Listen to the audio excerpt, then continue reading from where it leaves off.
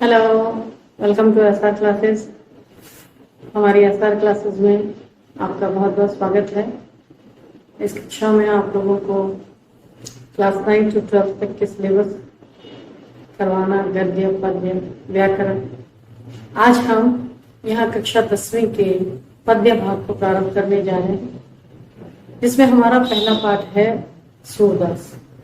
कवि सूरदास श्री कृष्ण के भक्त थे, लेकिन सूरदास की रचनाएं पढ़ने से पहले, उनके पदों को पढ़ने से पहले थोड़ा हमें कवि परिचय देखना होगा कि कवि परिचय, इनका जन्म कहाँ हुआ है, कब हुआ है, ये किस काल के कवि रहे हैं। ये चीजें समझना हमारे लिए सबसे महत्वपूर्ण है, क्योंकि 10वीं की कक्षा के सिलेबस में मैंने सिलेबस लिखा था, उसमें बताया था कि हमारा एक प्रश्न बनने वाला है कवि या लेखक का परिचय, जो हमारे 4 अंकों का होने वाला है। पाठ पढ़ने से पहले हम करेंगे कवि परिचय सूरदास। सबसे पहले तो हम ये देखेंगे बच्चों कि सूरदास कौन से काल के कवि हैं, और उससे भी पहले यदि हम जाने चाहें, थोड़ा सा हिस्ट्री में जाना चाहें, तो हमारा जो भारत देश है, इसकी मूल भाषा हमारी संस्कृत रही है बच्चों। और संस्कृत भाषा से ये किस प्रकार से हिंदी में परिवर्तित होकर के किस प्रकार से हिंदी साहित्य की रचना होने लगी है, थोड़ी सी हम हिस्ट्री जान लेंगे तो हमारे पाठों के कवि का कवि परिचय करना हमारे लिए बहुत आसान हो जाएगा, बल्कि सूरदास तो बहुत ही ज्यादा आसान हो जाएगा। तो इसलिए पहले थोड़ा सा हम इस चीज को समझे बच्चों। हमारे भारत की जो भाषा है वो भाषा थी हमारी संस्कृत।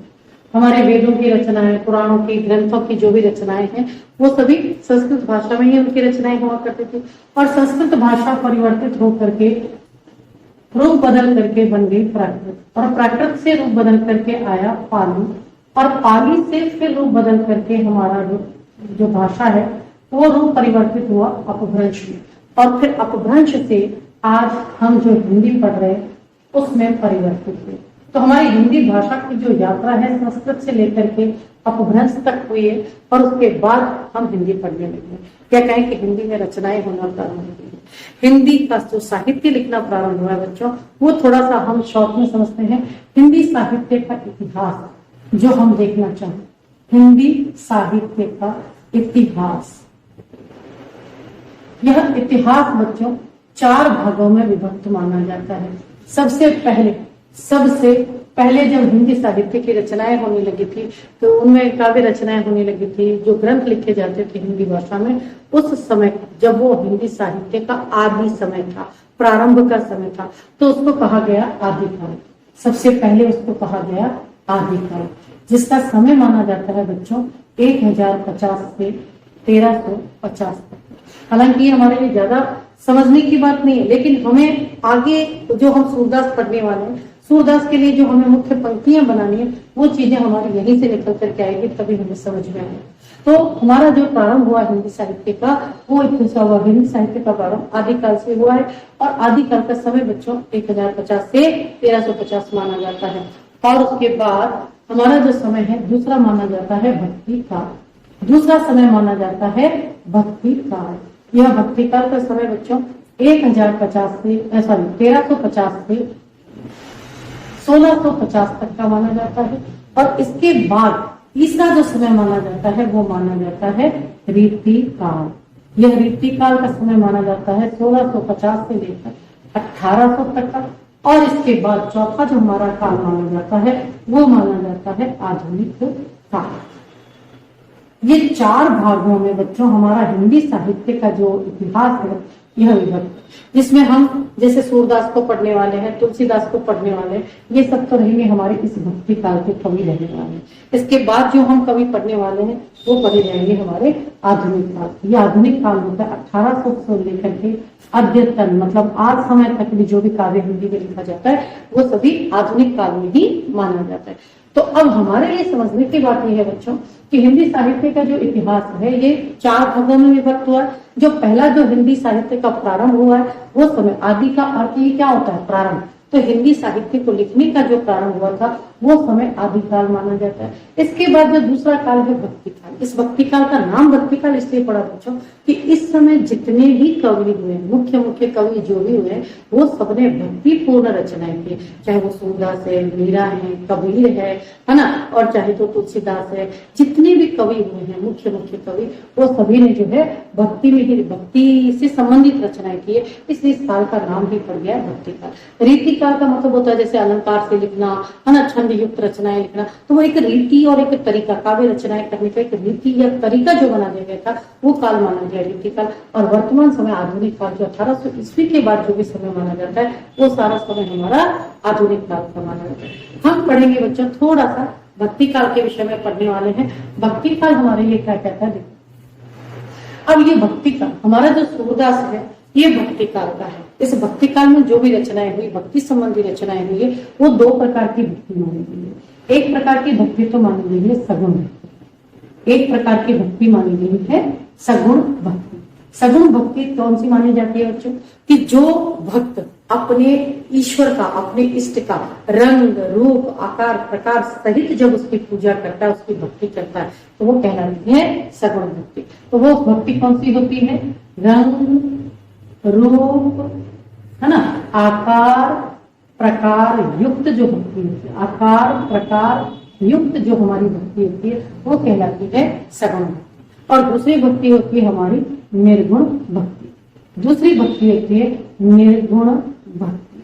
अब ये जो निर्गुण भक्ति होती है बच्चों, ये निर्गुण भक्ति वो होती है जिसमें किसी भी प्रकार का अपने इष्ट का कोई आकार प्रकार रंग या रूप नहीं माना जाता है, वो भक्ति निर्गुण भक्ति मानी जाती है। जैसे हमने कबीर के बारे में पढ़ा है, कबीर जी हमेशा अंधविश्वास है ना, या आडंबर ढोंग इन सब का विरोध करते हैं। और वो क्या कहते हैं, कोई ईश्वर नहीं होता, कोई अल्लाह नहीं होता, किसी प्रकार का कृष्ण राम या कोई मूर्ति का पूजा करना, आरती उतारना या मस्जिद में जाकर के जो है नमाज पढ़ना, अल्लाह की गुहार लगा करके कहना, ये सब चीजें कबीरदास जी नहीं मानते थे। कबीरदास जी मानते थे कि संपूर्ण सृष्टि में कण कण में व्याप्त है, जिस प्रकार से हवा और पानी इस धरती पर विद्यमान है, इसी प्रकार से ईश्वर भी विद्यमान है। उसका कोई रूप नहीं, कोई रंग नहीं, कोई आकार नहीं।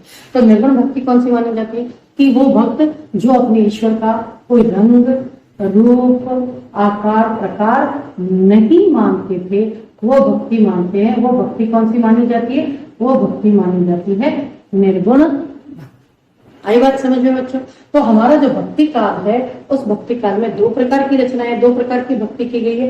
एक कही गई है सगुण भक्ति, जिसमें हर कोई भक्त अपने भक्ति का या कहे अपने इष्ट का जो है रंग रूप आकार प्रकार मानते थे। जैसे मीरा ने कहा, मीरा मेरे तो गिरधर गोपाल, गिरधर का अपने एक रंग रूप है, आकार है, प्रकार। सूरदास जी ने कृष्ण की भक्ति की, उनका भी रंग रूप आकार। तुलसीदास जी ने राम की भक्ति की है, तो उनका भी अपना एक आकार प्रकार। धनुर्धारी है, श्याम वर्ण है ना, वाम अंग में सीता सुशोभित होती है, दाहिनी तरफ से लक्ष्मण जी है। इस प्रकार से रंग रूप आकार प्रकार बताया जाता है।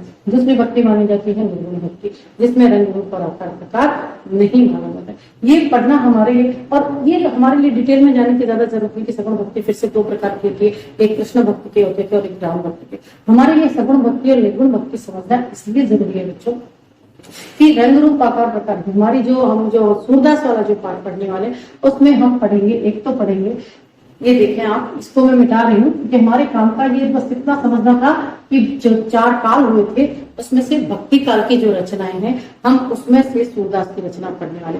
तो ये सगुण भक्ति हमारे लिए इसलिए काम आने वाली कि हम जो पाठ पढ़ने वाले हैं बच्चों, इसमें गोपियां और उद्धव, गोपियां तो वो जो वृंदावन में श्री कृष्ण के साथ रास रचाया करती थी वो, और उद्धव कौन है, जो मथुरा में जाकर के श्री कृष्ण ने कंस का वध किया था, और उसके बाद वहां पर इनका एक परम मित्र बन गया था जिसका नाम था उद्धव। यहाँ पर हमारे इस पाठ में इन शब्दों का बहुत प्रयोग होने वाला है, इसलिए हमें इन शब्दों को समझना बहुत जरूरी है। तो जो गोपियां थी वो किस भक्त को मानती थी, किस प्रकार की भक्ति मानती थी, सगुण भक्ति।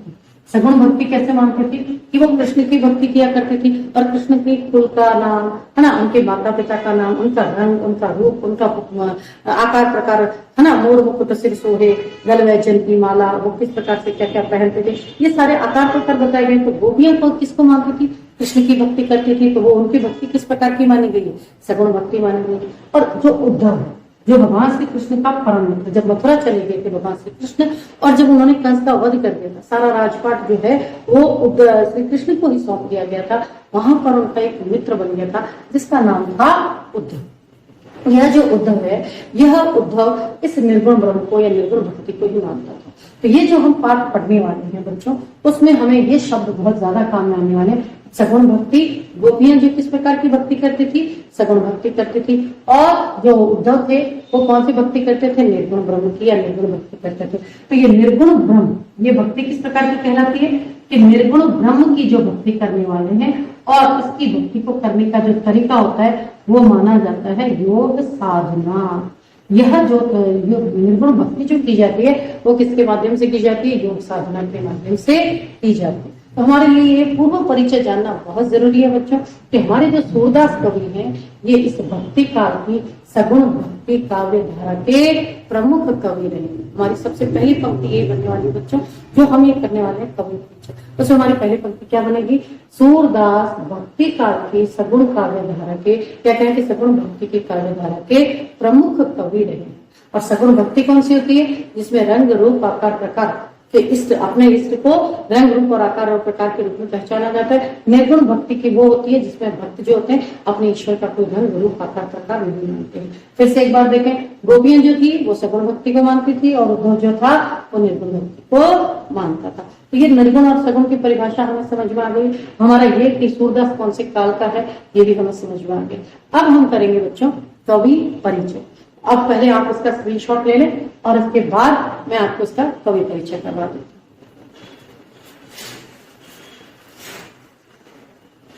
अब हम पढ़ेंगे सूरदास का कवि परिचय, उनका जन्म परिचय। तो ध्यान दें, सूरदास जी भक्ति काल की सगुण काव्य धारा के प्रमुख कवि रहे। अब हमें यह समझ में आ गया है कि भक्ति का जो कालों का विभाजन हुआ था हिंदी साहित्य के इतिहास का, उसमें भक्ति काल की और सगुण काव्य धारा वे भक्त जिन्होंने अपने इष्ट की एक निश्चित आकार प्रकार रंग रूप के आधार पर भक्ति की और उनकी काव्य रचनाएं लिखी, उस काव्य धारा के प्रमुख कवि रहे। और इनका जन्म जो है बच्चों 1478 आगरा के समीप मथुरा के रुनकता नाम के गांव में हुआ। इनके जन्म के विषय में बच्चों कई प्रकार के किंवदंतियां प्रचलित है, कई प्रकार की बातें प्रचलित है, क्योंकि इन लोगों ने अपने अपने काव्यों में अपने जन्म स्थान के विषय में, अपने समय के विषय में किसी तरह की कोई निश्चित प्रमाणिक सूचना नहीं दी, जिसके कारण से लोगों ने अपने अपने अनुमान के आधार पर बताया। तो एक मान्यता के अनुसार तो 1478 ईस्वी में आगरा के समीप मथुरा के रुनकता, आगरा के समीप और सन माना जाए तो 1478 में मथुरा के रुनकता नामक गांव में इनका जन्म माना जाता है। और दूसरी मान्यता के आधार पर बच्चों दिल्ली के समीप सीही नामक स्थान पर इनका जन्म माना जाता है, दिल्ली के समीप सीही नामक स्थान पर। तो पहली मान्यता के अनुसार तो 1471 में आगरा के समीप जो मथुरा का गांव है रुनकता, उस रुनकता गांव में उनका जन्म माना जाता है। और दूसरी मान्यता के अनुसार दिल्ली के समीप सीही नामक स्थान पर इनका जन्म माना जाता है। फिर इनके जो गुरु हैं बच्चों, इनके गुरु का नाम है स्वामी वल्लभाचार्य। इन वल्लभाचार्य ने जो है वल्लभ संप्रदाय की स्थापना की थी। और ये इनको मिले कहाँ थे, नाम इनके गुरु का नाम है स्वामी वल्लभाचार्य, लेकिन ये इनको मिले कहाँ थे, इनको मिले थे मथुरा क्षेत्र के ही गौ घाट पर इनको ये मिले हैं। और ये इन्होंने वल्लभ संप्रदाय की स्थापना की। ये प्रश्न छोटा सा प्रश्न बन सकता है बच्चों कि इन्होंने वल्लभाचार्य ने कौन से संप्रदाय की स्थापना की है, इनके गुरु का नाम, तो वल्लभ संप्रदाय की इन्होंने स्थापना की। फिर जो श्री सूरदास की जो भक्ति है वो पहले तो उन्होंने दास्य भाव की मतलब हम ये कह सकते हैं जिस प्रकार से हनुमान जी राम के दास है, और वो इसी प्रकार से वो बस याचना करता और इसी प्रकार से केवल दास्य भाव रखना, दासता का भाव रखना, इसी प्रकार की भक्ति की थी। और बाद में लेकिन उन्होंने सख्य भाव की यानी मैत्री भाव की उन्होंने भक्ति की है। फिर इसके बाद उनके जो शिष्य थे, वल्लभाचार्य के ही जो शिष्य थे, या कई बार कई जगहों पे उनके पुत्र भी माने जाते हैं। जैसे इनके जन्म के विषय में दो धारणाएं प्रचलित है, इसी प्रकार से ये जो विठ्ठलनाथ है इनके विषय में ये धारणाएं प्रचलित है कि वो या तो वल्लभाचार्य के शिष्य थे और या के इनके पुत्र थे, लेकिन नाम उनका क्या था, विठ्ठलनाथ। उन्होंने जो प्रसिद्ध कवि थे जितने भी उस समय के प्रसिद्ध हिंदी साहित्य के कवि थे, उन सभी प्रसिद्ध कवियों का एक 8 कवियों का ग्रुप बना लेगा। जैसे हम वर्तमान समय में करते हैं ना टॉप 10, टॉप 5, इसी तरह से उस समय के जो भी टॉप के यानी जो प्रसिद्ध जो 8 कवि थे, उन पर उनका विशेष आशीर्वाद था। और वो कवि सभी अष्टछाप के नाम से ही वो अष्टछाप से आप क्या समझते हो?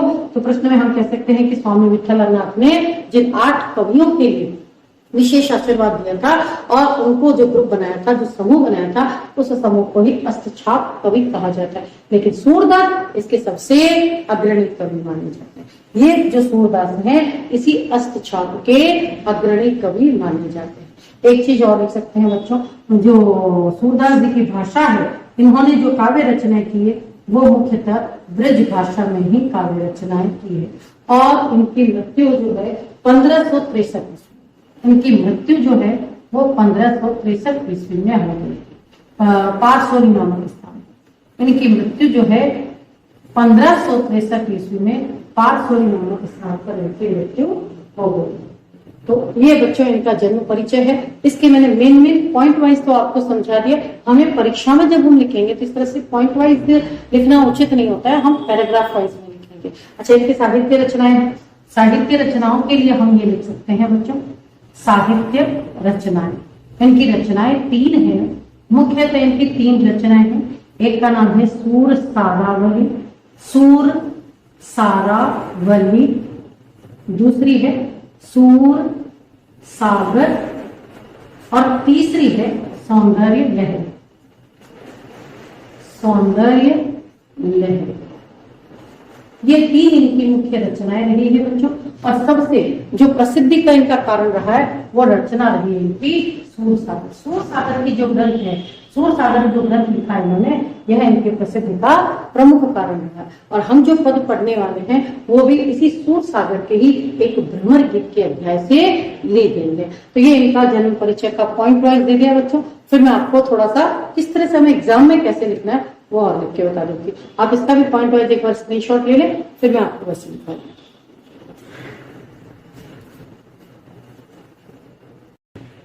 ये देखो बच्चों, ये इनका जन्म परिचय हम जिस तरह से परीक्षा में लिखेंगे वो यहाँ पर देखें, आप इसको देखकर रीडिंग करें। जन्म परिचय, इनका जन्म परिचय यानी सूरदास भक्ति काल की सगुण काव्य धारा के प्रमुख कवि हैं। और सूरदास का जन्म 1478 ईस्वी में एक मान्यता के अनुसार आगरा के समीप मथुरा के रौनकदा नामक गांव में हुआ था। और दूसरी मान्यता के अनुसार मैंने बताया था कि ये 2 मान्यता प्रचलित है इनके जन्म के विषय में। एक मान्यता के अनुसार तो ये आगरा के समीप मथुरा के रौनकदा गांव में हुए, और दूसरी मान्यता के अनुसार इनका जन्म दिल्ली के निकट सीही नामक स्थान पर हुआ है। और मथुरा के समीप ही 2 घाट पर इन्हें स्वामी वल्लभाचार्य मिले थे और इन्हीं जो इनके गुरु बने, कालांतर में इनके गुरु बने हैं और इन्होंने वल्लभ संप्रदाय की स्थापना की। इनके शिष्य या पुत्र ने अष्टछाप के कवियों को विशेष आशीर्वाद दिया और सूरदास इनमें अग्रणी कवि थे। रचनाएं इनकी कौन कौन सी रचनाएं, ये तो इनका जन्म परिचय हो गया बच्चों। और इसके बाद इन्होंने कौन कौन सी रचनाएं लिखी है, तो ये रचनाएं हैं सूर सारावली, सूर सागर और सौंदर्य लहरी। इन्होंने 3 रचनाएं लिखी है, 3 ग्रंथ लिखे हैं।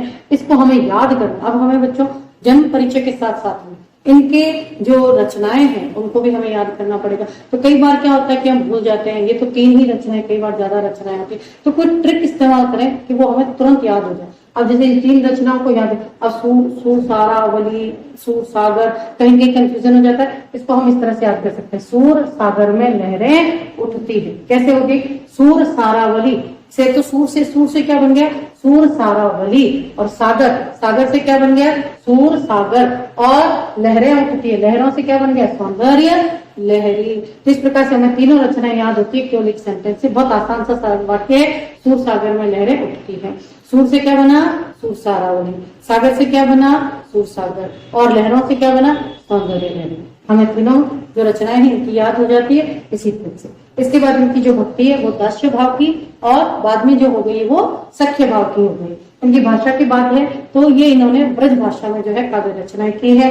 और इसके बाद विशेषता इन्होंने मुख्यतः वात्सल्य रस, जो एक संतान के प्रति उनके माता पिता का जो प्रेम होता है वो, अब जो उन्होंने कृष्ण के बाल रूप का वर्णन किया है तो वो वात्सल्य रस से संबंधित रचनाएं मानी जाती है। और दूसरा रस है श्रृंगार रस, जो कि कृष्ण का और गोपियों के प्रेम का जो वियोग श्रृंगार रस है, वो जब नायक और नायिका का आपस में एक दूसरे से बिछड़ जाते हैं और उसके बाद का जो वर्णन होता है, हमारे इस पाठ में यही श्रृंगार रस जो है उसकी रचना हम देखेंगे।